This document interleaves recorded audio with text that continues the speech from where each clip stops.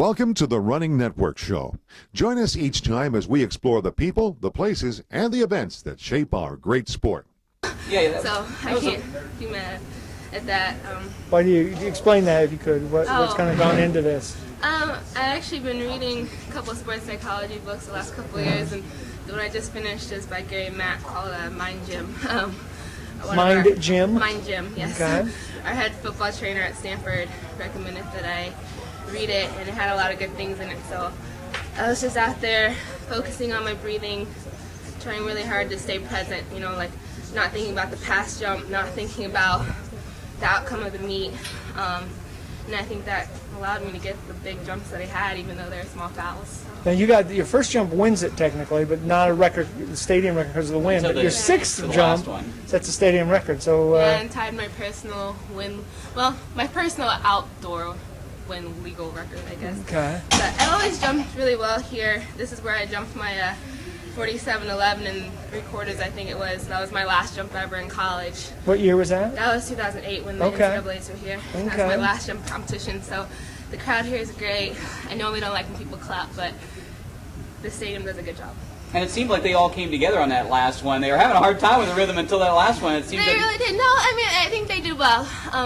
Sometimes you just gotta slow them down, but I was, you know, I know today was a smaller crowd, but I appreciate their attention. Yeah, how do you feel? I mean, it's kind of an interesting day. You were champion, but, you know, you only had 2 jumps, 2 marks today, and it seemed like you were a little disappointed overall in the sense that you just didn't hit it.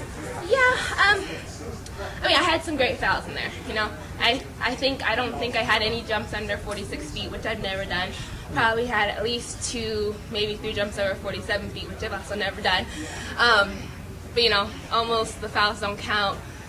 But I know my training's on the right track, and had a rough week last week, small injury. Actually didn't train most of last week. But I just tried to stay positive and know that everything happens for a reason. So, What was the injury? Just had a small rib injury. So I'm blessed to be out here saying my prayers, and I've got Prefontaine on July 3rd, so hopefully no fouls there, but I can't worry about the fouls. Like today, I just had to go for it. I've never fouled this much ever, so why do you think you had those narrow fouls like that? I was just, I don't know why. Well, I mean, I was going for it. Every jump, I wasn't trying to hold back. I wanted it in my heart. I saw it. I saw the record happening. You know, I've broken it by 6 inches the last time I competed here. It was just wind dated, so I know I have it in me, and if I back off, I'll never get it. So foul or no foul, I gotta go for it, and one day it'll fall in place. So this year in practice, what practice marks or like benchmark things have encouraged you to say you're going to break the American record, and then it's right there? What have you seen that's really exciting? It hasn't really been my training. I mean, we don't really measure in practice, and I usually only take short approach jumps, and I'm jumping 46 feet from just a short approach. It's mostly been our attitude. My coach knows that, you know, I'm moving into a different level, and it's going to take a lot of courage. No American has ever gotten a medal at World Championships or Olympic Games or anything. So it's going to take a lot of courage. It's hard to see that goal when it's never been done before. And so we're just trying to stay positive. We're not critiquing the little things. And today I didn't think anything about form. All it was defy gravity. I know what it takes. Just go for it. And that's been the biggest thing, just staying positive and no negative thoughts. You're saying courageous. Is there something in particular that you could tell us that would kind of indicate what that means to you? Not backing off any jumps. Normally, a lot of times when people foul, you know, they start shutting down the jump a little bit early, or going back and thinking about what did I do wrong or right in the last jump and trying to duplicate it. I didn't try to do that this time.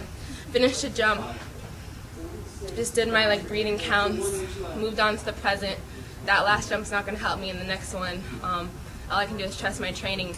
And, you know, a lot of times people get out here and they want to try to re-coach themselves, like right before the meet, but it's kind of taking a test, like you know it or you don't. And I've done all the hard work, so I had to get out here and trust that I've done that work and not try to change anything, which normally I do. Normally I get out here and try to coach myself, and I become a head case. My body gets tense today. I stayed really loose and positive. So what things do you do to push yourself in practice that are beyond what you were doing? Is there any change, or are you really pursuing something in practice? Trying to just let my coach me. Normally I question why, like, well, why did I do that, and explain, and now it's just, I'm still working on it. I've got a long way to go. This is kind of a new development. That's what this year's been about. It's mostly focusing on mental training. Of course, I practice every day, and training my mind is probably a lot harder than training my body. I know my body's faster, stronger than it's ever been. Just trying to relax, I think, has been the biggest difference, and that's really hard for me to do. I'm a thinker. Yeah, so you are faster and stronger than. I am faster and stronger, so that lets me know that my body's capable, but I tend to I mentally hold myself back. Having all that speed, it's scary to jump as far as I can down the runway. Sometimes I get out of control, I roll my ankle, but I just have to go for it. If I don't go for it, I'll never get there. So part of that's just figuring out how to deal with the speed on the runway so you don't lose Yeah, it. just figuring out how to just be comfortable with the speed on the runway and trust that my body is stronger. It will catch me. I don't need to try to help it. It knows what to do. So, muscle memory. It has its feet in that. It is. Yeah.